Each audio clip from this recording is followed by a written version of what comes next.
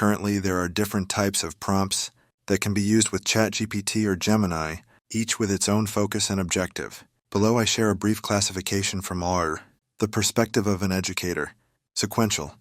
Sequential prompts aim to create a logical sequence in the conversation with ChatGPT or Gemini, allowing for the relationship of each iteration. Conditional. Conditional prompts ask ChatGPT or Gemini to generate text based on a condition or assumption. Comparative prompts request ChatGPT or Gemini to compare two or more things and/or situations, thus obtaining more specific results. Argumentative prompts seek ChatGPT or Gemini to generate a clear and coherent argument or stance on a particular topic. Professional perspective.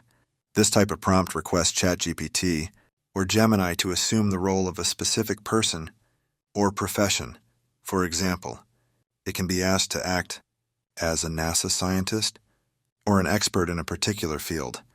This can help make the response more detailed, objective, and structured. Wish list. This type of prompt allows users to get more precise and relevant responses.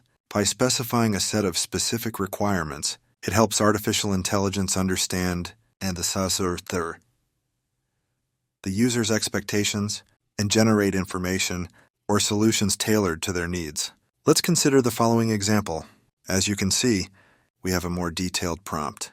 Act as an expert in digital education, innovation in educational technology, and write 2 competencies for the course educational. Innovation, which will have master's level students as participants. How's the suggested structure? Infinitive.